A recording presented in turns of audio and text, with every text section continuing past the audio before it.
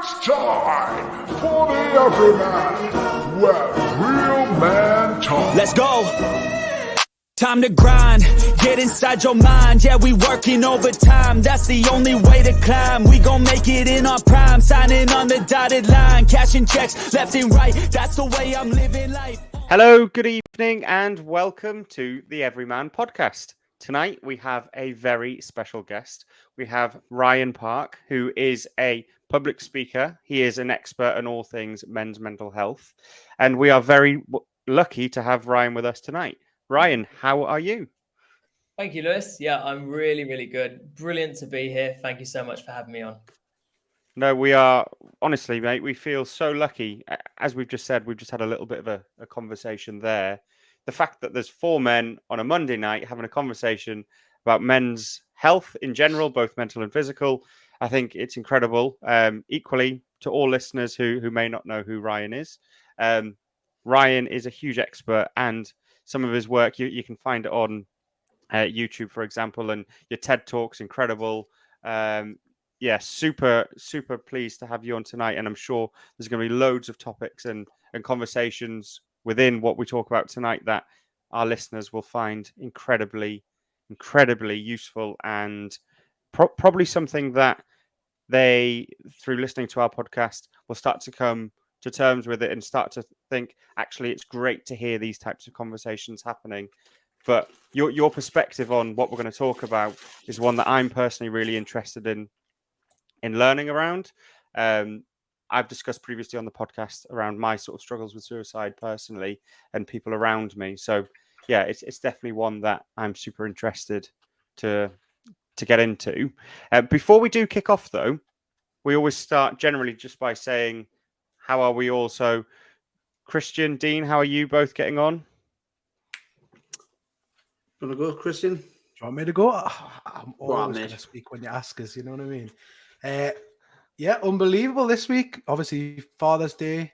I'm lucky enough to have, I know we've mentioned it a couple of times on the pod, but me and Lewis are both fairly new fathers. My son's 11 Not months. of the same child, I must add. Definitely Could not be of the same child. though. Could be the same child. No. Obviously, Father's Day, first experience with that, so that was incredible. He's just took his first steps, starting to say dad, so loving life at the moment, got to be honest. Amazing. What about yourself, Dino? Good weekend. I was an usher at one of my best friend's weddings. So that was in Scotland. So I've had a heavy weekend on the drink. Ruined my diet for the week. I was on point Monday to Friday, and then for Saturday, Sunday, I've just ruined it. So I really good though. Wouldn't have changed it. It was worth it in the end. Just keen to get back on it now. Keen to get into this conversation. I've seen just before. I've watched a few of the YouTube videos and shorts from Ryan today, and quite keen to unpack a little bit more of that. Yeah, and I think that's a great segue into Ryan. So, Ryan, do you mind just telling us a little bit about who you are, your background, just for the listeners? Yeah, fantastic. I think Lewis, Chris, Dino, probably the best thing I can do is to start with where I'm coming from with all this and why I'm so interested in male mental health, basically. Yeah. So in June 2019, I bumped into a lady who I hadn't seen in years, and I was really excited to hear the latest about her son, because Jenny's son, Brad, was taller than me, more muscular. Some would say slightly better looking. I personally disagree with that last point, but a strong argument could be made for the fact he was better looking than me. But the important thing to know is that Brad had a fast car, big house, and a great job. Plus, he was a dad with a loving wife. And I like to think that I was on the same trajectory as Brad, but I was just a couple of years behind because of the age difference. Mm-hmm. And then I saw the look on his mum's face, and I realized I'd said something wrong. And she said, "How's Brad?" "Ryan, you don't know. Brad's killed himself." Okay. That was a really big moment, big thing for me to hear at the time, because at the time I had two big beliefs. Number one was I believed at the time that when men are successful, they will be happy. And Brad was the most successful man that I knew. Belief number 2 I had at the time was that the reason why men have worse mental health outcomes than women is because they just need to talk more, especially when it comes to issues like suicide that affect men more than women.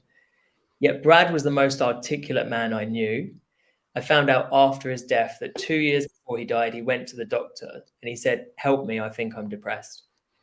He took the antidepressants he was prescribed. He went to the talking therapy that he was referred to. That was 2 kinds of talking therapy he went to.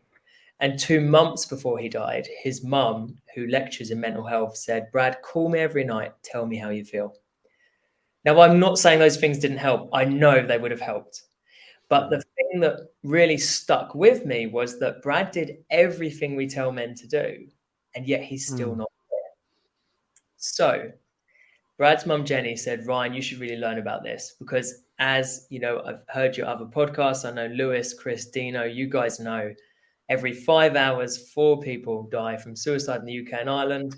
3 of them are men." And Jenny told me, "Ryan, go away and learn about this." And I took what she said really seriously. So that's the sad part of the story over, because what happened next was I set aside 1 day every week from June 2019 to December 2019 to learn everything I could about men's mental health. And what I found out was so positive and so useful. In fact, the very, very first day that I decided to research this, I didn't know where to start because I had no medical or mental health background. And so I started with the biggest picture. I started reading studies on life expectancy in men. And straight away I found, according to one study, there's 1 day every year where a man's chances of having a heart attack jump up by 30%. And on the same day of the year, women's chance of having a heart attack go down significantly. Can you guess what day I'm talking about, guys? Daylight savings Good day. question. No, I would say if I had to guess, New Year's Day. It's a good guess. It's not New Year's Day. It's the daylight savings. When the clocks go forward and you lose an hour's sleep. That is exactly it. Is it? Wow. Well done, Dino. So you lose 1 hour's sleep, and what happens next depends on whether you're male or female. In a man's body, missing 1 hour's sleep lowers his testosterone for days. And as testosterone goes down in a man's body, his chance of having a heart attack go up. So my next thought was, how can that be? Because I was born in 1990. At that point, I was 29. And my whole life, I had never heard anything positive about testosterone. In fact, I remember when I was a kid and there was a fight in my local pubs, my mum's friends would say, well, of course they ended up fighting. Their testosterone in the room was sky high. Yeah. So I thought, how can a hormone that causes fights in pubs also protect men from having a heart attack? Well, it turns out testosterone doesn't cause fights in pubs. Low testosterone is associated with aggression, not testosterone, but we can talk about that in a little bit. But I also found out that day that not only does testosterone protect a man's heart, but it also protects his mental health, because men who are depressed have 30% less testosterone than the average man who's not depressed. So this is where it starts to get interesting, right? Because at the time in 2019, the biggest killer of men from the age of 18 to 45 was suicide. Now, suicide is the biggest killer of men from 18 to 50 because it keeps growing. But at the time, it was 18 to 45. Suicide is linked to depression, and depression in men is linked to low testosterone. The biggest killer of men from 45 to 60 at the time was heart disease. And heart disease, heart attack, heart failure in men are all linked to low testosterone. So I wondered, what's the biggest killer of men after 60? That's cancer.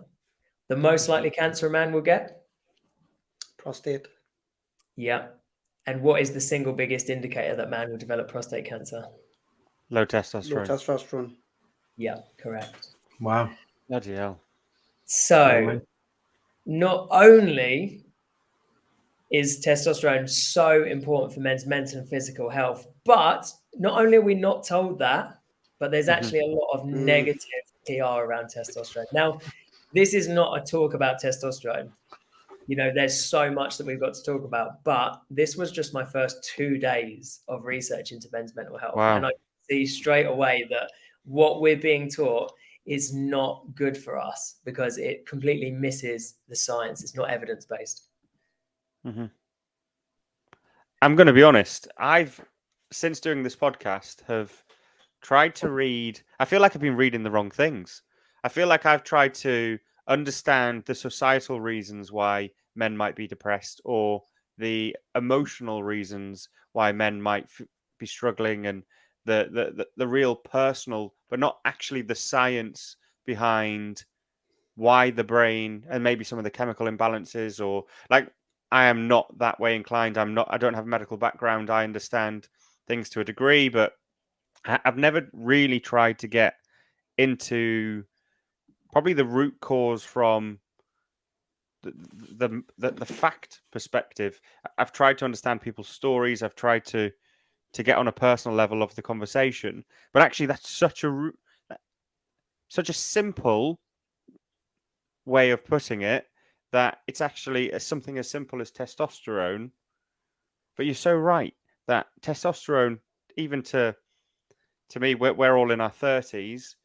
So as a follically challenged man, you're told, well, you've got too much testosterone, hence you lose your hair and all those sorts of things. But I've also experienced definitely times in my life where I felt depressed. So and I know this is very much the start of the conversation, but it's something that has made me think, okay, there's maybe a scientific reason why I've had the struggles that I've had. And there's so much more now to explore outside of this podcast and hopefully throughout this conversation. There's really, and so what happened after I discovered this information is like I carried on learning in the same way, which is, guys, I just assumed I knew nothing at all. I just asked big questions, read scientific papers, and just tried to connect the dots myself, basically. And so about 6 months in, I got to the point where I wasn't actually learning anything new. I was basically finding that there's 5 dimensions to men's mental health, and we have to balance all 5 of them. Understanding testosterone is just a part of one of those dimensions, but there's 4 other big ones that we need to know about. And so I started to balance those 5 things in my own life. This doesn't need to become a story about me, but what happened really quickly is I was much happier and much healthier. And then other guys in my life started saying, hold on, Ryan, like what's going on? Well, I ended up coaching other men on how to balance these 5 things and share what they are. And one of the men in the first group that I was coaching, it was really interesting. When I met him, he was a brilliantly talented actor. He was depressed. He was having thoughts about suicide every day. And he hadn't been paid to work in 2 years. And you'll see when we go through this framework how I had a really good idea of what might help him. He did the things that we spoke about, that we're going to speak about in the next hour, every single day. By day 3, he stopped having thoughts about suicide. By day 10, he was no longer depressed. At the end of the 12 weeks we worked together, not only was he no longer having thoughts about suicide, no longer depressed, but he had 2 job offers from Netflix, one with the BBC, and he's now one of the main characters on a BBC drama that's on TV right now. Wow. And when that happened, I had a moment where I stepped back and I was like, what the hell is going on? How could this simple information transform his life that much? Like, I thought what it had done for me was impressive, but what it did for him was like next level, right? Yeah. So what I'd really like to do, it's science heavy, it's full on. We're going to have to keep the pace up, but Lewis, Chris, if you guys are up for it, I think I would love to dive into these 5 dimensions of men's mental health and really, really thrash it out. You had me at Netflix.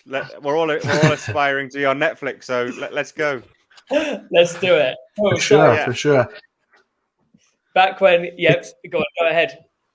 It was actually funny enough what you said about the testosterone thing. And before we just go on to the next section, it is strange how like it is such a negative thing in sort of everyone's life, like Lewis said about the hair thing.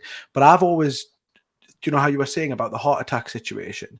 I've always associated, like, you know, when people take testosterone for the gym and stuff like that, and then they end up leading to have heart attacks. I always thought that would be the opposite, if that makes sense. So it's crazy to think that, like, maybe it's not just as simple as that, if that makes sense. But yeah, I'm so keen to hear the rest of it as well.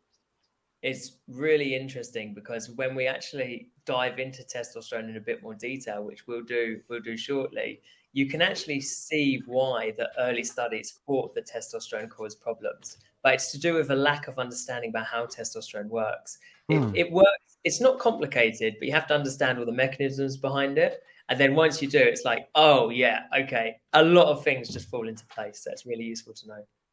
Amazing. Yeah. So 5 dimensions of men's mental health. Back when it was just a framework that I created for me, I decided that I want to have an acronym, and I want to use an acronym that is both manly and memorable. Like, I can't sit down with you guys and say, oh yeah, there's 5 things you need to remember, and all you need is the acronym PUPPY, P-U-P-P-Y. Like, I just didn't think that would float. So I chose a word that I think we need to reimagine, and the word is alpha, A-L-P-H-A. And what I'm going to share with you guys is what's now known to my clients as the alpha framework. So the first A in alpha stands for achieving recognition. What does that mean? Well, for most of human history, only a tiny number of men who lived ever had kids. In fact, we now know from gene records that a period about 8,000 years ago, for every 17 women that became mums, 1 man became a dad. Oh, wow. So he was a busy boy, right? Yeah. Now, I was going to say, I know there's a lot of studies. A lot of studies show that most living humans to date are related to people like either Genghis Khan or Charlemagne, like these huge figures in history. Yeah, thanks, Lewis. I was having a brain fart for a second there, but yeah, these big figures in history. Apparently, like most population are actually related, especially figures like Genghis Khan, who just. I mean, he ruled most of the world, didn't he, at one point, and had kids with every place he stopped. He had about 5 different kids. So, yeah, it's crazy. Yeah. And this is exactly what achieving recognition is all about, which is for men and women, historically, society was very different. For men, all the prizes were at the top. So when you have this kind of ultra competitive environment, like the one humans came from thousands and thousands of years ago, when it's that competitive, whatever allows someone to pass on their genes is what gets favored in the next generation. So all of you guys, you come from a really long line of winners, and so do your listeners, because only the men who could achieve the recognition of their tribe and be seen as a leader would get to pass on their genes. Your genes come from the men who achieve recognition, so it's programmed into you to do the same. Now, something that lots of people don't know about men and mental health is only for men, not for women. As men climb social hierarchies, the level of serotonin in our brain goes up. And you'll probably hear a lot about serotonin nowadays because it's the happiness hormone, essentially. It makes us feel happy, it makes us feel connected. And there's also some studies that have found that you need a healthy level of serotonin in order to act in accordance with your goals. So what this means is there's a bit of a vicious cycle with men, which is if you're not achieving recognition, if you're not achieving your goals, you probably have a low level of serotonin. And if you have a low level of serotonin, then you can't act in accordance with your goals, which means you can't achieve goals. And you can see how this works, right? Yeah. Now, when I started talking about this, people used to say to me, hold on a minute, Ryan, hold on a minute. If what you're saying is true, and that men need some social status to have a healthy level of serotonin. And low serotonin, just so you know, is associated with anxiety, thoughts about suicide, and not being able to achieve your goals. Are you saying that the men who have lower social status are more likely to die from suicide? And the answer is absolutely. So every 10 years in the UK, the Office for National Statistics does a census, takes all kinds of information about us. One of the things it does is it then separates us into 5 groups. Group 1 is university educated professionals. And group 5 is people who are probably not working at the moment and don't come from affluent areas. And the men in group 5 are 10 times more likely to die by suicide than the men in group 1. There's two main theories for this. They were both proved wrong 11 years ago. Would you like to hear what they are? Yeah, I would love to. I'm gripped as a listener here, not as a podcast guest host. So if anyone's listening and we're all silent, it's because we're really interested in the topic. and always, I'm not a university lecturer, so always just jump in, if you have questions and that. The thing is, with these things is because the way I tell it, I'm often sort of answering the questions sometimes as I go along. Always interrupt me. Let's thrash it out. So here's the main theories as to why the men who have lower social status die at higher rates from suicide than the men at the top of society. Theory number 1 is that the men in group 1, the men at the top of society, have access to much better mental health support than the men in group 5. And they have the money, so they can actually use it when they need it. Mm-hmm. That's absolutely true. But the Samaritans found 11 years ago that, yes, the men in group 1 have access to much better forms of support, and they understand more about it, and they have more money than the men in group 5, but they are no more likely to use it than the men in group 5. No. Yeah, I think that's right. I would imagine from my personal experience, I think so. I've had times in my life where I've had more money than and less money, and when I've had more money, I almost had that feeling of I was invincible. So even though I was struggling at times, I don't need help.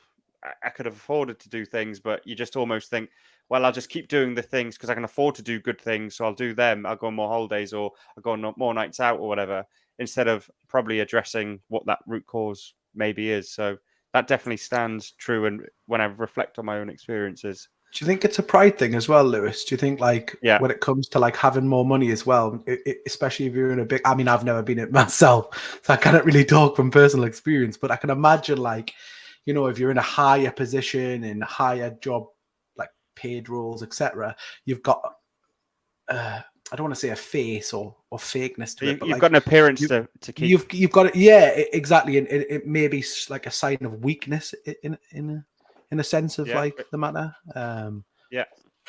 Which I suppose is what we're trying to break down. So these are all really good questions, but the key thing to realize is that the men in group 5 are 10 times more likely to die from suicide than the men in group 1. And yet the men in group 1 don't use mental health support any more than the men in group 5. So there's no reason to believe that by encouraging the men in group 5 to use the support that's available more, they'll become less likely to die from suicide. Does that make sense? Yeah. So it's not actually the support maybe by itself as a singular thing that makes the big impact. I presume it's your environment and your actions, and so we're going to get there. Yeah, the key thing is there's no difference between the men who are most at risk of dying from suicide and the men who are least at risk of dying from suicide in terms of the support they use. There's no significant difference. Then theory number 2, which has also been disproved, is the men in group 5 are particularly bad at talking about their emotions and they don't do it often enough. That's absolutely true. Loads of studies have found that the men in group 5 don't talk about their emotions, but neither really do the men in group 1. There isn't a big difference. There isn't any real significant difference in terms of how men discuss or how often they discuss their emotions based on whether they're high risk or low risk for dying from suicide. So basically, what I want to do here is just make sure that we're all clear that, yes, men talk about emotions a lot less than women do, but there isn't any evidence, according to the Samaritans 11 years ago, that convincing them to just talk on its own is going to have a big impact. Yeah, it makes sense. And then that sort of issue of the deaths from suicide in men being at the bottom of society, well, actually, it makes more sense when you start to look at it from a biological perspective, because we know that when men achieve recognition, their brain gives them a dose of serotonin, raises levels of serotonin. Serotonin is an antidepressant that makes you feel happy. And so actually, being where you want to be from a social status perspective is really important for men's mental health. A sense of progress, a sense of achievement. On the flip side, there is a downside to this as well, which is that achieving recognition is so important for men because it's what our ancestors did to become our ancestors. Like, let's not mince words. If they hadn't have valued achieving recognition and done it, they would have been one of the 16 guys that nobody mated with. So they had to achieve recognition. We've inherited that. And the end result is any way that we can measure ourselves against other men becomes way too important to us. So examples of this are job title, salary, the speed of your car, the size of your house, even how many followers you have, how many people are listening to your podcast. These are the things that drive us because it's so rewarding for us because we get serotonin from it and women don't. Interesting, isn't it? Yeah, it's amazing how when you just reflect, though, on times of your own mental health going through phases, and it all sounds so true to the places where I think my mind's been. So, yeah, super interesting. So A is achieving recognition, and that is to do with the ability to basically be able to set goals that other people do recognize.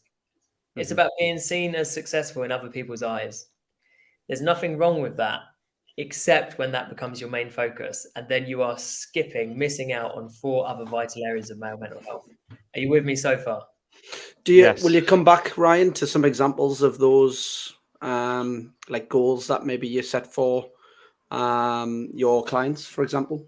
Yeah, sure. So a really good one is, let's go back to that actor when I met that actor.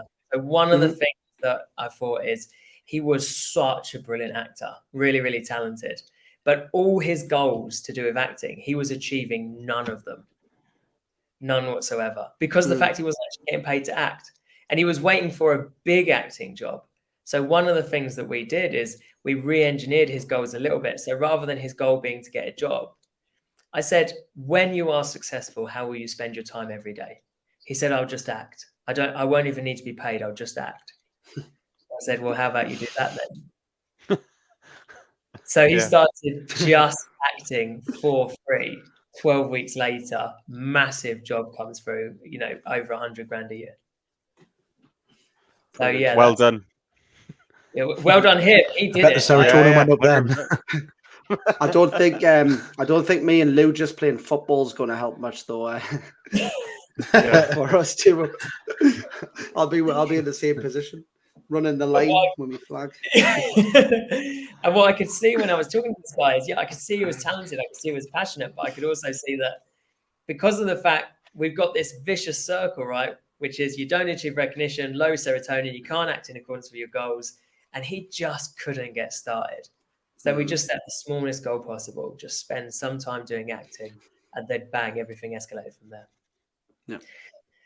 So that's achieving recognition. The key thing to remember is, as social status increases for men, the level of serotonin in their brain goes up. The L in alpha stands for looking after body and mind.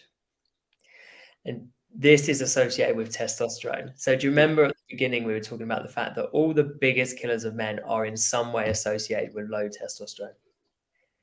So the next thing I wanted to know is, what are the key ingredients for a healthy level of testosterone? Well, I'd always heard that the biggest thing is age, that testosterone goes down the more you age. And yes, that plays a part, but nowhere near as much as the 4 things that we're going to talk about. The first factor is something we've already spoken about, which is if you miss 1 hour of sleep. Yeah, exactly right.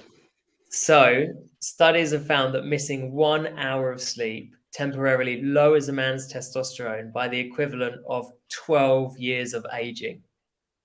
Wow. Bloody hell. Wow. It's Joe, our new baby. Tonight. Yeah, I was going to say, I'll have to get the baby told tonight. My son's moving Podcast out. over, guys. I'm going to bed. See you in the morning, up at 6. Yeah, that's it. Yeah. You wouldn't think an hour would make such a difference, would you? Really, when you think of it, from such a small part of day-to-day life, it's such a big impact on your mental well-being. It's a massive, massive impact. So I'm 33. If I miss 1 hour sleep tonight, tomorrow I'll have the same level of testosterone as a 45-year-old man. And if I miss 2 hours sleep, tomorrow I'd have the same level of testosterone as a 57-year-old man. So age is nowhere near as important as sleep. I was listening to there's a guy I followed, James Smith, PT, and he just did a video on it, and he was saying his caption was something like the most legal performance enhancer that you can take, and it was sleep. And it's something my whole life I've always had the idea that I'll sleep when I'm dead, but now because of the shift of the whole, trying to improve self-improvement and stuff like that, sleep's the first one that you come across. So, people like Matt Walker and that talking about how important sleep is. So it's something that I'm a lot more conscious about now. I still struggle with it, wanting to get up early and get the amount of sleep. But yeah, I can understand why it's really important. The funny thing about thinking like I'll sleep when I'm dead is not sleeping will help you get dead quicker. Yeah, I know. Yeah, it's the irony in that statement. Yeah, I know. I used to survive on 4 hours sleep. I don't know how. I don't know how I used to do it all the time. Like, I think you've already told us, mate. It was when you were younger. It was drinking drugs. We've covered that episode. Yeah, that's not a different episode in itself. But do you know? Actually, episode. funny enough, just to try and sort of back up if there's sort of with what Ryan's saying there. At the time when you were having 4 hours, did you feel worse mentally? If you think back to it, I wasn't in nearly as good physical shape as I am now. Not that I'm in great physical shape now, but I'm a lot better than what I was. But what about the mind? Mind, I wasn't too bad. Work was fine. Stuff like that was, performing and stuff. But what I'd find is I might have 4 hours sleep, 5 hours sleep most of the week, but then I'd have 18 hours sleep on a weekend, and just waste my whole weekend. So, and that's another thing where from listening to a lot of sleep podcasts and stuff, it's not necessary that you can actually catch up on sleep. So, I think what Ryan's saying, probably getting your 7 to 8 hours is going to be a lot more important. But I feel a lot better for it now. I actually love going to sleep now. Like I can't wait to go to bed most of the time. So it's a lot better. See you later then. I was going to say, rubbing in white, don't you? Yeah. So we've got sleep. The next biggest factor for your level of testosterone based on lifestyle. Do you want to have a guess? Alcohol. Diet. I was going to say diet or diet or exercise. Training. Training, yeah. Exercise. Was it exercise? Alcohol we're going to come to. Massive impact on testosterone, but we're going to do like the negatives in a bit. But the key ingredients to exercise. Specifically, do you know how much time the NHS recommend that we exercise for every week? Most people don't really know. I didn't know. Is it like 5 hours a week or something? So it's 150 minutes a week. So 2.5 hours. What? It's not a lot, is it? Yeah, it's embarrassingly low, isn't it? Yeah, that's sort of the minimum that you want to be getting for your physical and mental health. Mm-hmm. And that's what really makes a difference when it comes to testosterone in men, is just getting out of that sedentary lifestyle. This lifestyle where you sit down all day at work, you run a PC, you come home in the evenings, you sit down while you eat dinner, and then you Netflix and chill and go to sleep. That's the real problem that we have, that sedentary lifestyle. And then we come on to something else that you guys mentioned, which is diet. So specifically, homemade food. Men who eat homemade food have much healthier levels of testosterone than men who eat out, get junk food, eat restaurant foods. And there's a couple of reasons for that. Reason number one is sugar. Processed food is rammed full of sugar. Mm-hmm. And while your body's making insulin, it stops making testosterone. That's really interesting, that. We've talked about sugar a few times, about how bad it is, and you don't realize it's so easy to fall into the trap, isn't it? Mm-hmm. Yeah, so a little bit of a hack really is, rather than putting sugar on things when you want it to be sweeter, put cinnamon on. It's an antioxidant. It speeds up your metabolism. Yeah, and it's just as sweet, and it's not addictive. Yeah, I've got a problem with sugar. I'm not going to lie. I mean, one of the reasons I was at my lowest is because I actually, without knowing it, was diabetic, and I think that was just pure sugar on everything. Like you said, processed food, massive weight gains, lack of sleep. So it kind of does all tie into, you know, you look back and you think, I wasn't really looking after myself. Like, how was I expected to be mentally okay, if that makes sense? So yeah. So exercise as well. Exercise has been found to make your insulin stronger in a way. It makes you more sensitive to insulin. So it, you know, obviously you guys know I'm not a doctor, right? I'm a coach, so take that with a pinch of salt. But my understanding is that exercise can help to sort of reverse the process of becoming diabetic. And that's not my opinion. There's lots of like research on that. No, that's Jack, 100% fact, because as most of the boys here know, for me, I did a lot of weight loss and a lot of exercise and a lot more sort of healthy eating, and my diabetic levels went from through the roof to pretty much fixing themselves in a way. So, and do you mind me asking how that's actually going? Because the last time we spoke, you were 5 stone down. You have been on holiday since. Where's that? Yeah, I did put quite a bit on holiday. I put about 10 or 11 pounds. I can't remember how much it was, but yeah. Last week was my first week back on it, and I lost another 4 pounds. So I'm still technically 11, 10, 9, 8 plus 7. I'm like 7 pounds up from when I went on holiday, but I'm still 4 and a bit stone down altogether. So well done, mate. Holidays are the time to do it, though, isn't it? Like, if you're going to do it when you're on holiday, and then just get back on it when you get home. I don't want to digress too much, but the problem is just getting back on it, isn't it? I don't know how much, well, I know how much you two lads, but Ryan, I don't know how much you've sort of look at your diet side of things, but I feel like diet's probably one of the harder things I ever have to experience. I'm just a nightmare when it comes to it. You look like you're in fit shape though, so I don't know if you've got that issue. Oh, thank you very much. Well, you've done amazingly well, Chris. Just so you know. Thank you, sir. Thank you. You're very, very welcome. Yeah, diet I don't seem to struggle with too much. No, you don't. It's it depends where you get your dopamine from. Wherever you get your dopamine from, that's the thing that you want, right?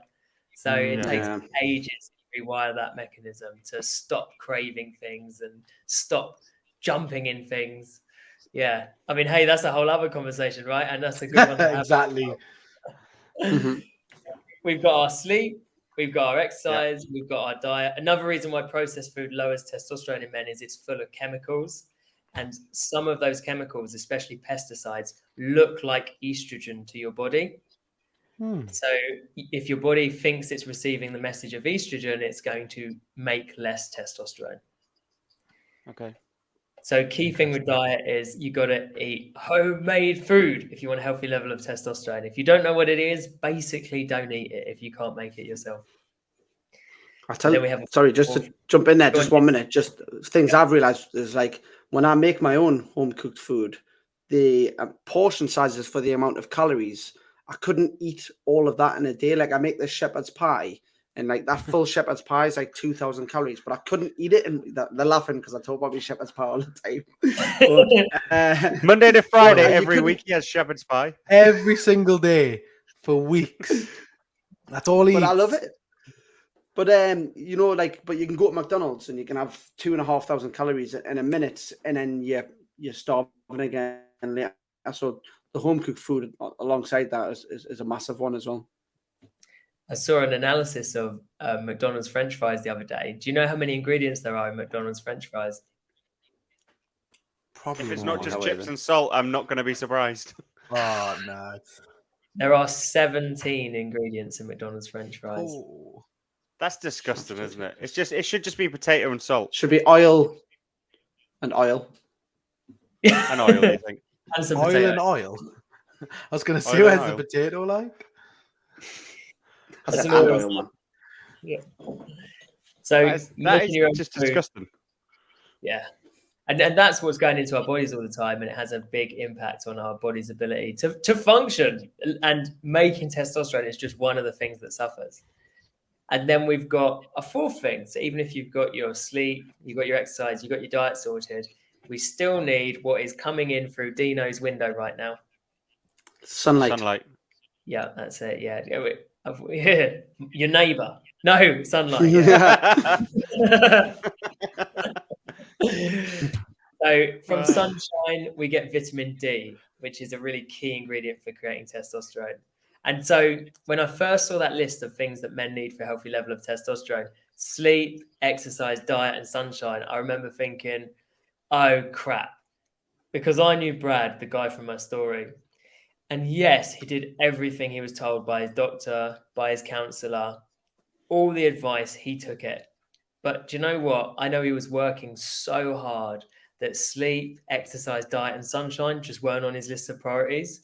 And I realized that actually to want to be a man is something that kills a lot of men. Now, so far, when it comes to testosterone, we've been talking just about baseline testosterone, which is the level of testosterone you have in your blood at any time based on your lifestyle. But there's another element to testosterone, which is, do you guys know any men who feel down or angry when their football team loses? Yeah, all of us. Right, yeah. Yeah, it's a to be fair, as Newcastle fans this season, with Job and Dean wearing their shirts tonight, we haven't really experienced that for a while this year. We've had quite a good season. So that wasn't planned either, by the way. Yeah, if you asked us pre last season, that was pretty much our life every single week. Yeah, struggling.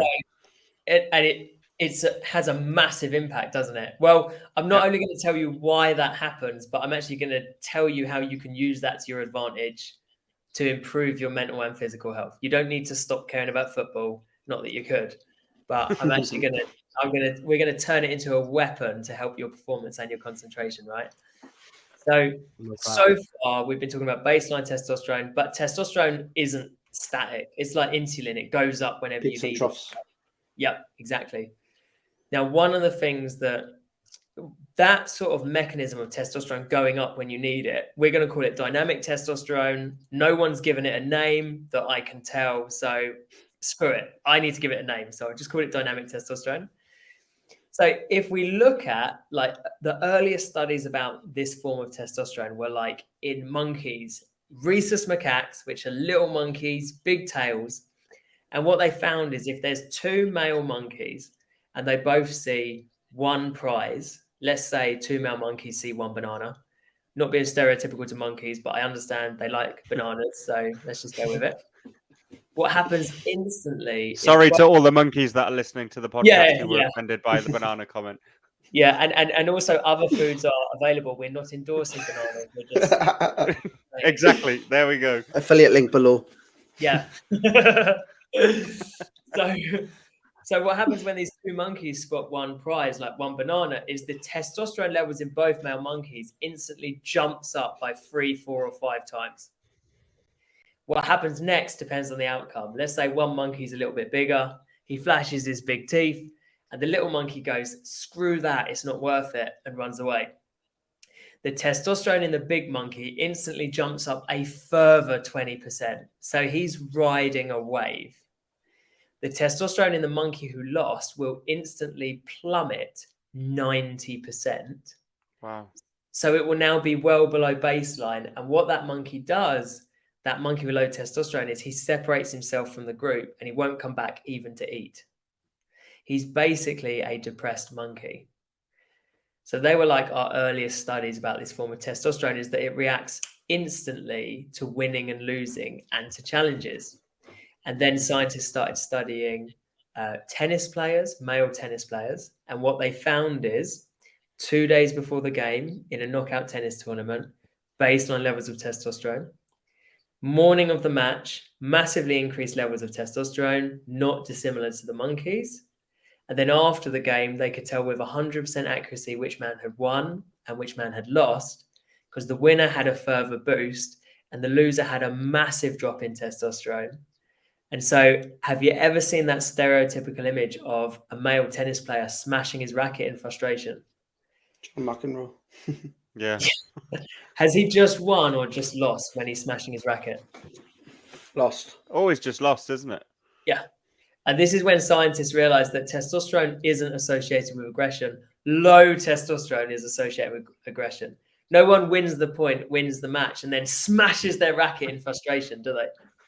No, you're right. So following the study with tennis players, they then decided to follow chess players. They found exactly the same things. You don't even need to get up off your seat. You still go through the same emotional roller coaster when you win or lose. They found some interesting things as well, which is in tennis, the man who won the first set won the whole game 60% of the time. Mm-hmm. Now, that's really interesting because that doesn't happen in female sports, but it happens in male sports. In fact, in male sports, winning the first set is the biggest indicator of who's going to win the game. It's a more accurate predictor than how long you've been playing, how good you are, where you're seated in the world. So we can use this a lot in like coaching and in your own lives, because when you're setting goals for yourself, if you set your goals small and you start to win early, your body will give you this boost of testosterone, improving your concentration. Yeah. I've actually really noticed that in my own life in terms of, we'll even use the podcast, for example. We started off with no guests, but even just turning up and us talking to each other meant that there was this huge buzz and momentum was created to keep talking. So how do we make it bigger? What can we do more? What else can we do? But actually, I could say that about being a new dad. Once I've mastered feeding him, for example, I then want to, how do I change him perfectly? How do I play with him? How can I read with him? Like it's almost like you need to take that first step of action, and then that sort of consistency allows your brain to be maybe more creative or committed or determined. It is a really powerful thing, actually, momentum. And yeah, that's it's so true. And I've really never reflected upon that, but something straight away, as soon as you were talking there, I was thinking, wow, that's happened so many times in my life where I've gone in with not huge expectations, but I've started something and been really surprised at how successful or what the outcomes have become from actually just doing something and turning up regularly. Yeah, absolutely. It's massive, isn't it? And it's so well found. It's actually referred to as the winner effect, which is when you start to win, you see yourself as a winner, and then your body gives you this hormonal boost to improve your physical and mental health to make you win. Yeah. I think it's why a lot of the low carb diets go well. A lot of people lose a lot of weight on the low carb diets because when you drop your carbs out, you drop a lot of water weight at the start, so you buy into the diet, and a lot of people hammer it. And then when they come off the diet, the water weight goes back on, the revert back. But I'm part of a thing called Man v Fat, which is for fat people that want to play football, and all the guys in there are like, oh, I want to lose 20 kilos. And I'm like, you don't want to lose 20 kilos. You just want to lose one, and then the next one, and then the next one. And I think so much of it, we're focused on the end goal, which is just one goal that we've got, which is so far away that when you have these blips, you sort of fall off the bandwagon, and then, you forget about it. Whereas losing 1 kilo, then another and another and another, like you're saying, them small goals, that sort of positively reinforces you. And it's probably the testosterone, as you're saying, that's doing that as well, so it's really interesting and valid point, I think. Well, it's little wins, isn't it, Dino, in a way, isn't it? Each kilo is a little win. Instead of it being one win at the end, you're getting 20 wins. Yeah. So, it makes me think back a little bit to when we spoke to Tim, when he was talking around the idea of sort of your determination not to eat unhealthy food, for example. And he was saying, just don't buy it in because our willpower isn't strong enough. Yeah. Not many people's willpower is strong enough to lose 20 kilograms. If you try go on a diet and don't weigh yourself till you've lost 20 kilograms, you're probably never going to lose 20 kilograms. Mm-hmm. What you have to do is take things in those moments of, okay, how do I lose a pound? Well done, I've lost a pound. Okay, that works. Maybe I just replicate and improve and make that happen. 100%. So yeah, that's really interesting. There's also something really deeper going on, which is the way that your body works out whether something is rewarding is how much dopamine you get from it. Yeah. And when you set bigger goals, what you're doing is delaying the payoff, which means that the longer you work towards that goal without payoff, the more your body learns that is an unrewarding thing. And there's this scale basically of like pursuit or motivation, whatever you want to call it. And at one end of the spectrum, we have procrastination, which is your body has learned that this is not rewarding because of the amount of dopamine that you get when you're not doing that thing. So, for example, going to a party, when you're at a party, if you're an extrovert and you've got to go home and do your taxes, you're not like, can't wait to get home. You'll stay at the party for as long as you can. This is your body's way of protecting you to do rewarding things, right? And then at the opposite end of the spectrum to procrastination is addiction, which is you're not motivated to put it off. You're motivated to act. In fact, you're so motivated to act. Your body gets so much dopamine from this particular thing that you can't enjoy other things as much. It's a bit of an oversimplification, but that is how the dopamine system works, basically. Yeah. Me and Dean have spoken. So me and Dean run fairly regularly on a morning. It's usually at least once or twice a week together, and we're both sort of exploring the idea that we may have ADHD, and that's because our brain. And this is really interesting. Being honest, this is giving me answers to questions that I haven't even asked myself yet. But in terms of, I am someone who's all in. For example, whatever I do. So me and Christian used to work in the same team in a job a few years ago. And we both worked for the same business, and I progressed a bit in this business since being here. And no, it's not that Christian didn't. It's not rubbing it in. We spoke about this fairly recently, didn't we? Where you were saying, but Lewis, like you were just so full on, and I'm like that with everything in life. I've never seen anything like it. I think I have an addiction to the dopamine hits that my body gives me. And you've said it all at the start of that idea of trying to achieve things, trying to do more. But actually, because my brain works in that way, I really struggle then. The other areas of my life just seem to drop. So I struggle then to be a really good partner, good dad, a good friend. If my work's going really good, and I always struggle with that sort of internal battle of how do I be good at everything? Well, how do I balance everything? Because I'm all in. So because I'm all in, everything else naturally falls away. And that's the challenge that I face generally every single day, multiple times throughout the day in my life. So there's a part of this framework that we're going to look at what are the actual neurological differences between introverted people and extroverted people. And actually, if you're, people would disagree with me on this, but like extreme extroversion is ADHD. Okay. And we'll kind of look at that in more detail, and it might sound crazy at the moment, but you'll see why I'm saying it when I explain what extroversion is in your brain and what ADHD is in your brain. So yeah, I think that'll be really interesting. Right. Sorry. Yeah. Go ahead. No, you go, Chris. I was just saying on the subject of like highs and lows and stuff like that. I know we've been discussing highs, like, oh, I really get the kick of testosterone and the dopamine on the highs. How do you find it affects the lows? Like, I'm just giving an example here. Let's say you've had devastating news, a family member passes away, or you find out you've got some sort of long-term illness or some sort of diagnosed with an illness that might sort of give you a limited time, or etc. Is that going to correlate with, well, surely it must correlate with testosterone spike, like dips and spikes, etc., and how you feel from that perspective? How do you manage that if that is? Yeah. So it's a really, really good question. So what we want to look for is like, what is the most effective way of dealing with stress and anxiety, really? Because one of the things you mentioned is like knowing you're not going to live very long is also like existential despair. So, that's horrendous. Terrifying. Yeah, absolutely terrifying.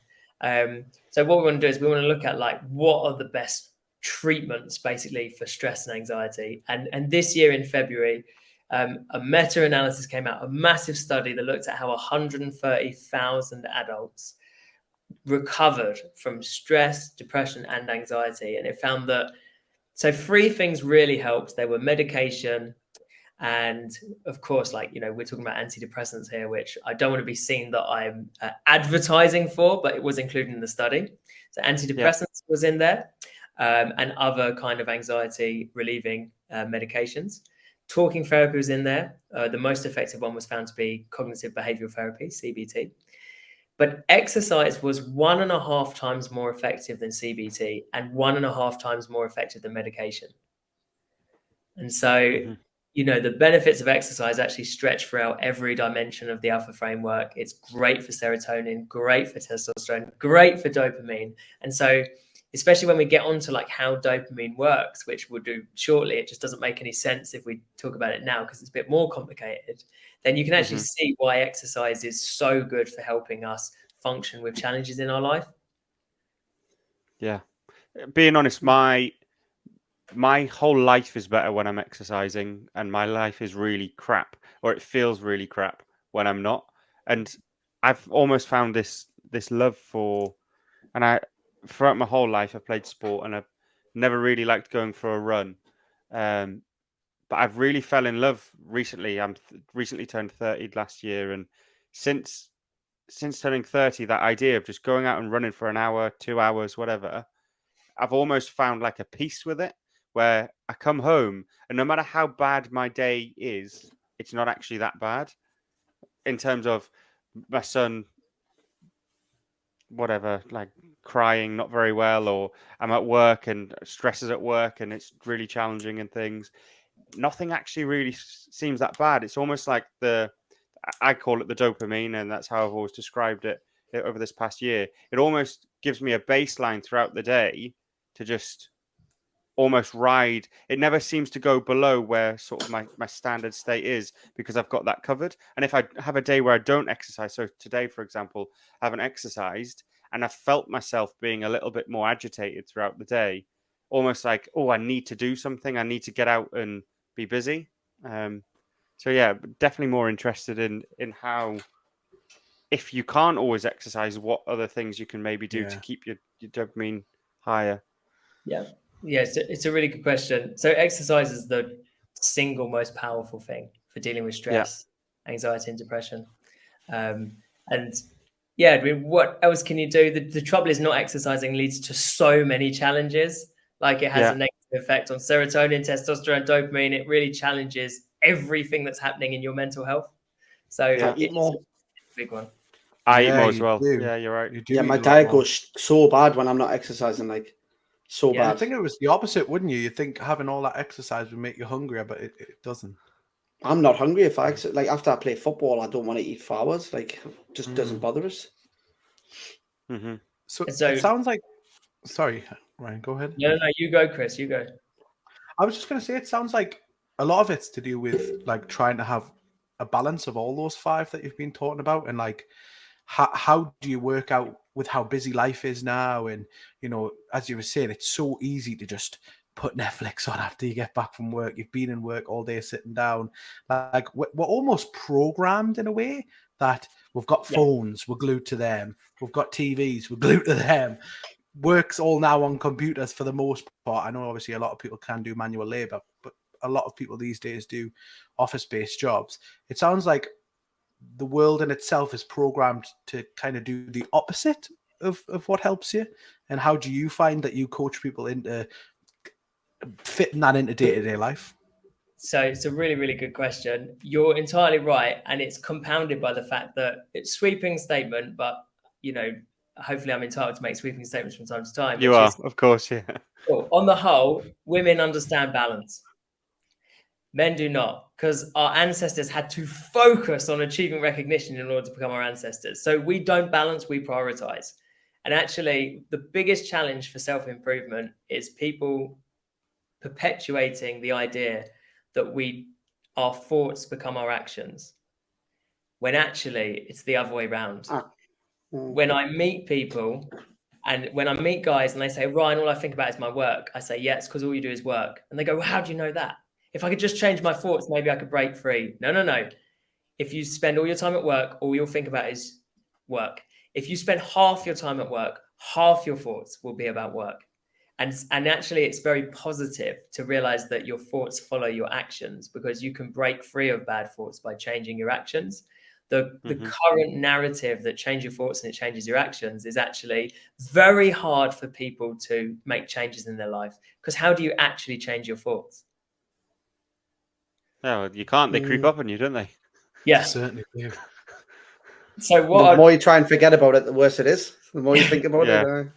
So what we can do is if I share with you the other dimensions, and then we can look at like how you balance it. Right? Would love that. Yeah, go for it. The thing that we just mentioned was that testosterone going up and down during games, right? Like tennis matches, chess matches. But there's another thing that was amazing. 1994 World Cup final, Brazil, Italy. Scientists went to bars where people were watching the football game on TV, Brazil fans and Italy fans. 15 to 20 minutes before the game, based on levels of testosterone. Mid-game, massively elevated levels of testosterone. Immediately after the game, 15 minutes after the game, Brazil fans had really high levels of testosterone. Italy fans, really low levels of testosterone. Guess who won? Brazil. Exactly. Yeah, that's an easy question. Yep. So why is this useful? What's happening when you watch your football team lose is you're going through the same emotional roller coaster as if you were playing and you were losing. Testosterone keeps men calm. So when you lose, your testosterone drops, leaving you with all the stress hormones, and that makes you irritable, depressed. It basically makes you angry. It makes you pissed off. Mm-hmm. So how do you use that? Well, just watching Brazil win raised the testosterone of those men. So years ago, I was working with a guy, and after his football team lost, he used to be so depressed that he couldn't make it to the gym on time Monday morning. He couldn't get to work on time, and he used to fall out with his missus because he was always grumpy. And then I took him through this science, and he went, hold on a minute. If I just watch my football team win more often, I'd have more testosterone and I'd be happier. I said, why don't you give it a go? A week later, I get a text from his girlfriend, and she says, I don't know what you're doing with my boyfriend, but he's a new man. Please keep doing it. All he was doing was, when his football team lost, going on YouTube and watching old highlights reels of them winning matches. That's all he was doing. That's class. And this Smart is like, how the brain can be tricked. Yeah. This is like the crux of what I love about men's health, right? Which is, before he was talking to me, he went to a counselor, and the counselor said, you need to stop caring about football. And I think, no. That's just never going to happen, is it? It's like someone says, stop caring about your kids. So then he came to me and I was like, yeah. And I said, look, don't stop caring. Use this to your advantage. Like, this is something you can weaponize and use in your life. So if you're going to go on stage, if you've got a big meeting at work, if you're going to the gym, before you go, watch a video of your football team winning. And so that's looking after body and mind, is things you can do, the exercise, the sleep, the diet, to increase testosterone, watch your football team win, and that's much better for your mental and physical health. Yeah. Then the P in alpha is protecting the cave. So I found out a couple of years ago that men who have problem debt are 3 times more likely to die by suicide than men who don't. And there's an amazing intervention, right? It happened in Bristol before lockdown. And the local authorities there, male suicide was so high, the local authorities held up their hands and said, we don't know what's going on. And an organization called Second Step intervened. I could say stepped in, but let's not do that. They intervened. And they said, give us a cohort of men. We will give them problem-solving workshops and financial skills training. And 6 months after the end of that program, the number of men in the group still having thoughts of suicide had halved. And when I read that, I thought that was a typo, because that is so effective. It's not a typo. Mm-hmm.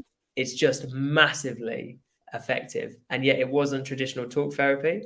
It was problem solving and financial skills. Mm-hmm. So protecting the cave is about having financial skills, and another aspect as well, which is intimate partner relationships. So men who are recently separated are 7 times more likely to die by suicide than their mates who are in a relationship. And this is a bit of a challenge, because the single biggest cause of relationship breakdown is communication breakdown. And there's a problem when it comes to straight relationships, right? Which is, you're male, she's female. The problem comes from a hormone called oxytocin. Oxytocin is what's released when you cuddle, hold hands, talk about your problems, have sex. And in women, oxytocin lowers stress. That means talking, cuddling, holding hands, if you're female, makes you feel less stress. But oxytocin doesn't lower stress in men. This means cuddling, talking, holding hands on its own does not make you feel less stressed. But for our partners, it makes them feel a lot less stressed.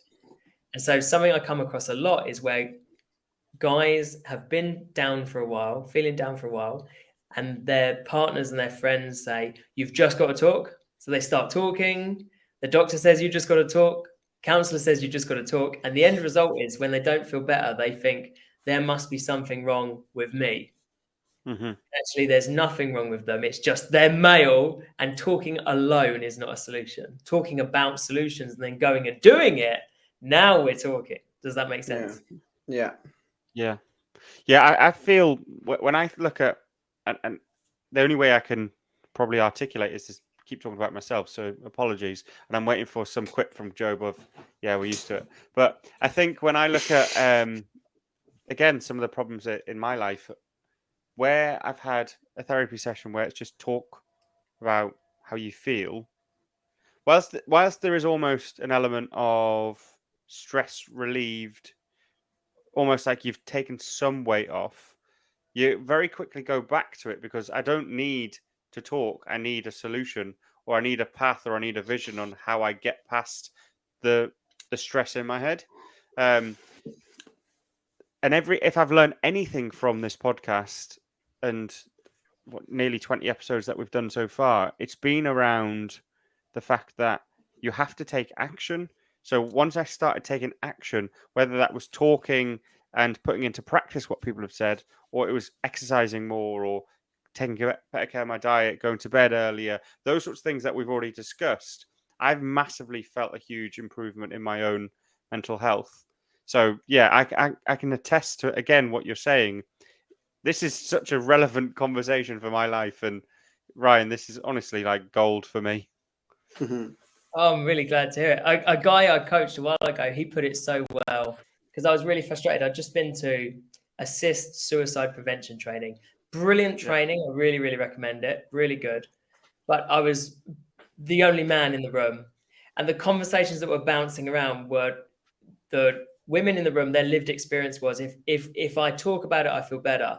And I heard a couple of people say, if we can just get these men to talk, they'll feel better. They don't realize they just need to talk. And I had like a tunnel vision moment, because when I work with guys and I say, look, you should also be in therapy as well with working with me. And they'll often say the same thing, which is, I don't want to do therapy. I've done it before. And they just want to talk. They don't want to talk about solutions, right? Now, not all therapy is like that, but to hear mental health professionals on a suicide prevention training course say men just need to talk when it's not evidence-based was really scary for me. And this guy I coached, he said, Ryan, here's the thing. He said, talking about my emotions is the price I will pay for a solution. But when I talk about my emotions and there's no solution at the end, I just paid a high price for nothing. Yeah, agreed. And I can't say it better than he said it. It's completely true. So I'm going to put Christian on the spot slightly here, because Christian, you've done a lot of talking therapies, and I'm not saying anything out of turn. We've spoke about this quite a lot. So when Ryan's saying things like that, how does it make you feel? Yeah, I mean, for me personally, I've always used CBT as a, and I know this personally, I've used it as almost a comfort blanket in a way. I mean, I've only recently I think I spoke a bit about this on the last episode. I've recently just changed from CBT because my counsellor basically said, look, you've been doing CBT since you were 16 now. I think there might be something a bit more deep rooted. So I've switched to like an actual therapist who's sort of going backwards now. But it's kind of powerful what you say, Ryan, because I start to think myself, CBTs supply us a solution in the moment, but they're not like giving us a long-term solution. Hence why I've been with them since I was 16. And maybe that is something that I need to sort of sit and self-reflect on and say, well, maybe can I look at the aspects of my life that potentially could make a bigger impact than talking about it? Because I have always been so heavily focused on my feelings as opposed to my body, which is definitely something I'll take away and definitely something I'll thank you for. I can promise you. Or your that. feelings versus your actions. Yeah, exactly. Like, okay, I don't want to quote you badly, but when you were saying earlier about sort of, you can think about doing something and then expecting it to happen, as opposed to the action happening and then it being part of your thoughts. I think I've always been the other way around. I've always thought, oh, well, I'll talk about my feelings and that will make me feel better. It's like I'm expecting that to be the solution because I'm thinking it's going to be the solution. So it definitely does strike true in a way, and it kind of makes us reevaluate, sort of maybe looking at trying to be a bit more mind focused from an action perspective. So yeah, I really appreciate that. I think it's going to help us a lot.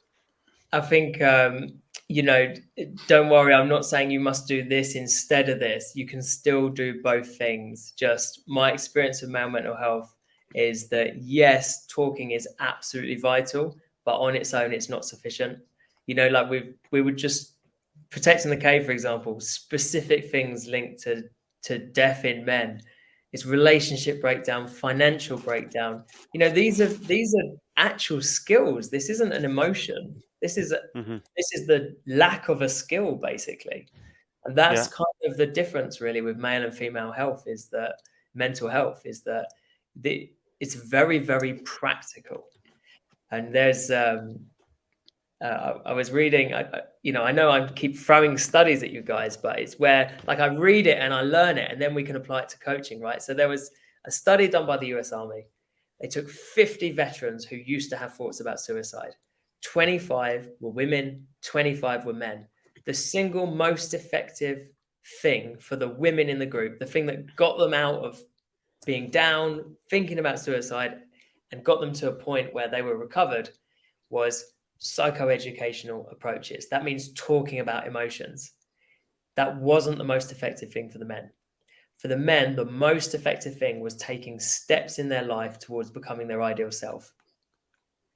And the more progress they saw, the more they closed the gap between the man they are and the man they want to be, the better their mental health.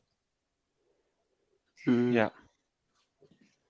So it's weird when we hear all these conversations, and I'm talking about the episodes and some of the research that I've done. We are so similar as men. Like, I've always felt like I'm the worst person in the world for some of the problems that I've had, and I'm sure we've spoke about these things on other topics, whether it's you go out and you get too drunk, or you eat unhealthily, or you're too focused on work, so you drop family life, all those sorts of things.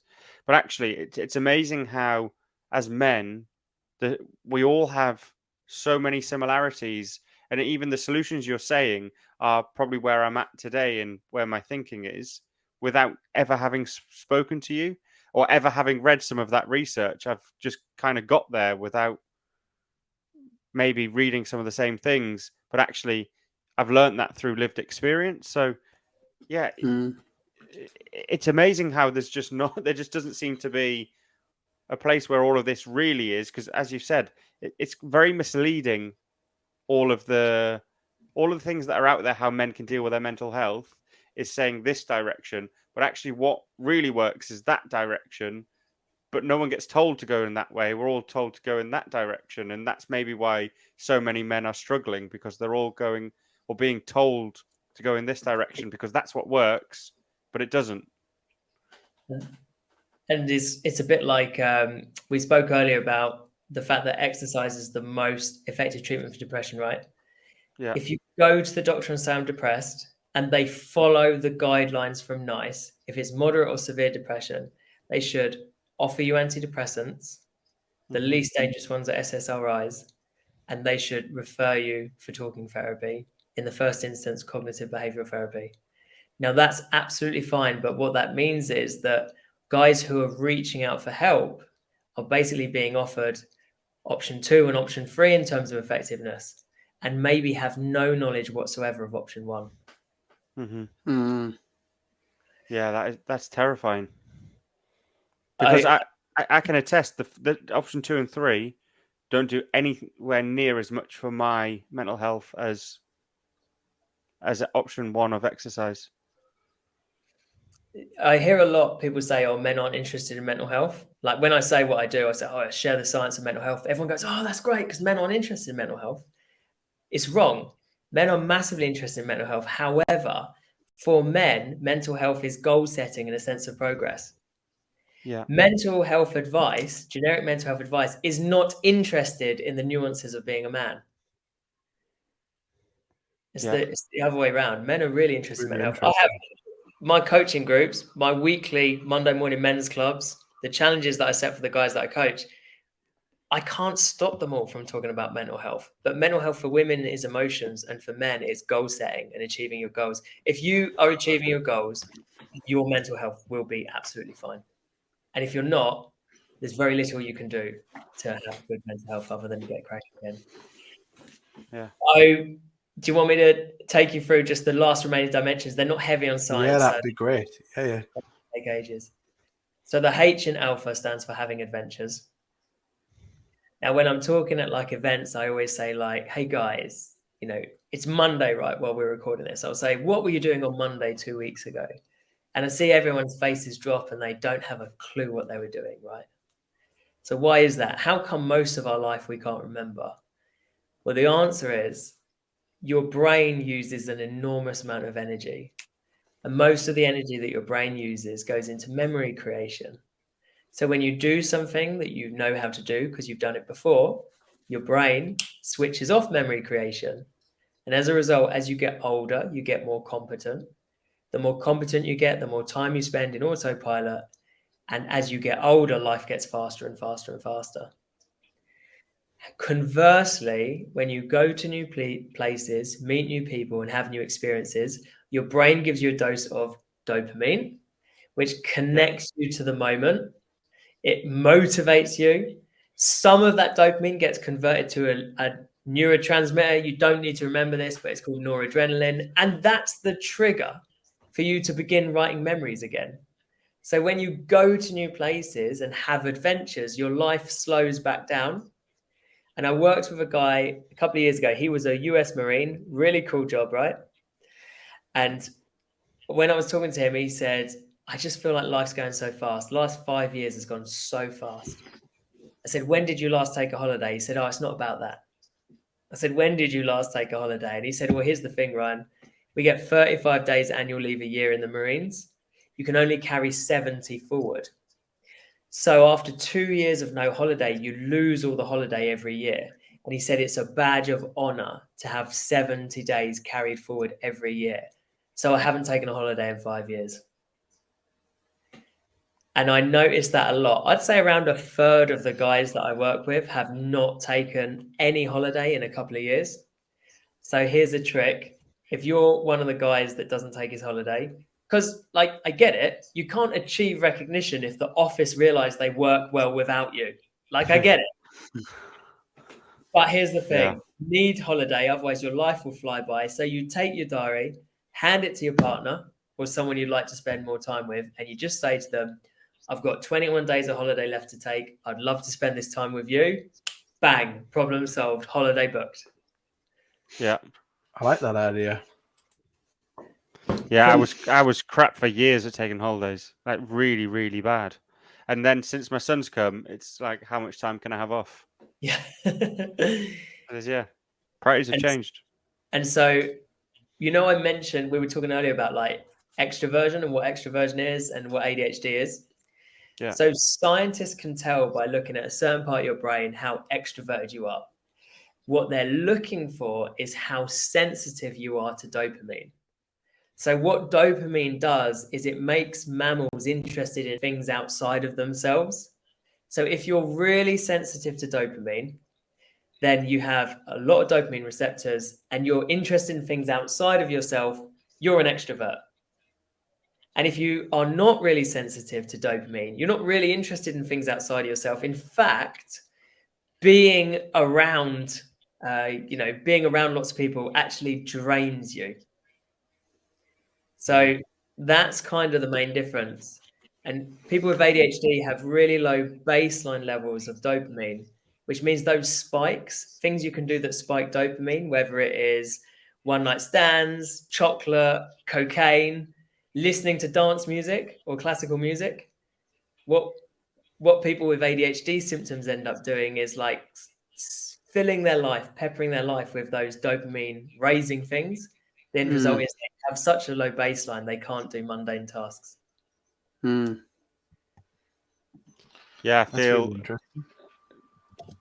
Mine's more like the attention span and the idea that if I go all in, so I don't even know if I have ADHD. I'm, like I say, I've started in the last 5-6 weeks or something, started the process. But yeah, really interested in the whole science behind it, to be honest. I think there's a lot more to sort of understand about myself and reflect on it.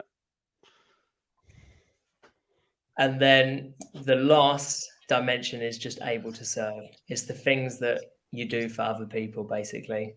And there's a lot of evidence that that's what's missing from the current mental health support, is giving men a sense of feeling like they're doing something. So yeah, I know it's been mainly me talking. I know it's been heavy on the science, but yeah, hopefully it was useful talking through these things with you. I've loved it every second. I really have. It was almost like a lot of that. I listened to Andrew. We normally get into See No Evil, Hear No Evil, but I listened to a lot of Andrew Huberman on YouTube, who's a neuroscientist. I don't know if you've heard much of his stuff, but he talks a lot about a lot of what you've talked about, about dopamine and testosterone and a lot. So it's really interesting to hear that as well. Actually, on the subject of Hear No Evil, See No Evil, Lewis, do you want to let the guests know what this part of the section of the pod is? It's the final section before we wrap up. Oh, yeah. We don't have Ethan here. So Ethan is normally our guy, and we definitely need to change that graphic. I don't think you've done your best work there, Christian. Okay. So, Ryan, what this part of the podcast is, did you have the last bit to cover before we go into it, Ryan? Oh, I think we might have missed a tiny cut bit. him off early? Yeah, no, we've done able to serve. That's the last thing, and that's the framework. So yeah, no matter who guys are, it's all about balancing those 5 things. Yeah. Well, being honest, those things, I think there's so much more for us all to really go away and explore and listen and learn about. For me personally, this has been hugely eye-opening. Yeah, and is there anywhere where I can go and find more about those sort of 5 things and where I can sort of reflect on them, or is that part of your coaching model that other people don't do? Or so the Alpha framework, that is what I created a couple of years ago. It's what I use in my coaching. I use it with I train mental health charities to use it as well. At the moment, the way that you can explore it in more detail is coming along to one of my talks or workshops.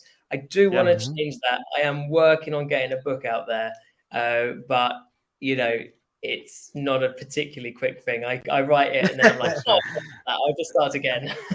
Yeah. The most well, go on. If you do get around writing the book, we will definitely have you on to talk about the book as well. That's for sure. I feel like it's crazy that like an hour and 20 minutes have went by, and I feel like we could still talk for another hour and 20 minutes. Yeah. But as far as the wrap up, we do a section called Hear No Evil, See No Evil. So I think that would be the last kind of thing we want to touch. Is there any sort of book, or it could be a podcast, it could be a film, something that you've recently read, listened to, seen, that sort of you would like to push the recommend to listeners towards, recommend in terms of that kind of thing? Yeah. Oh, that's a really, really good question. So I recently reread, it's really good to help you protect in the cave. I recently reread Rich Dad, Poor Dad. Yeah, good one. Get it. Have you read it? Yeah, it's good work. Got it, Usually Dino buys every single book that's recommended. Literally, I think Dino has actually bought every book. It's so simple. It's absolutely beautiful, and it's essential for men to protect their cave, and that is a guide on how to do it. Rich Dad, Poor Dad, right? I'll have to look. Have you not read it then, Joby? Joby, it's very good. Not, it's all about. Yeah, I'll not give it away, but it's a very profound book. It's one that I go back to every so often. Actually, it's good, really good. Amazing. I think that's a little hidden gem for us then. Anyone else got anything before we wrap up, boys? No, it was good. I've learned loads. Flew over. Yeah, definitely. Ryan, I would just say, incredible guest. Thank you so much for sharing your expertise, your experience as well. I think it was really inspiring to hear you talk about hearing about your friend who sadly who you lost, obviously, and I think the fact that you're doing some of the work that you're doing is such an interesting take on how men can approach their mental health versus some of the other sort of experiences and types of help that is available. And I can honestly say, if I was in some of the situations I've been in previously, I personally would have got a lot from what you've said, because I've got a lot from it, and I'm in a different sort of phase of my life now. So I would absolutely encourage any listener who may be struggling to reach out to Ryan. Ryan, how can people actually contact you? How can they get in touch? Cue to plug any social channels or websites or let's absolutely do it. So this is what I do. My job is sharing the science of male mental health through talks, workshops, and also my coaching program, which lasts 90 days and will teach you to use the Alpha framework in your life. Best way to get in touch with me is themenscoach.co.uk. Yes, I'm on just about every social media as either at the men's coach or, unfortunately, on Instagram at themenscoach.co.uk. At the men's coach. I'll get it.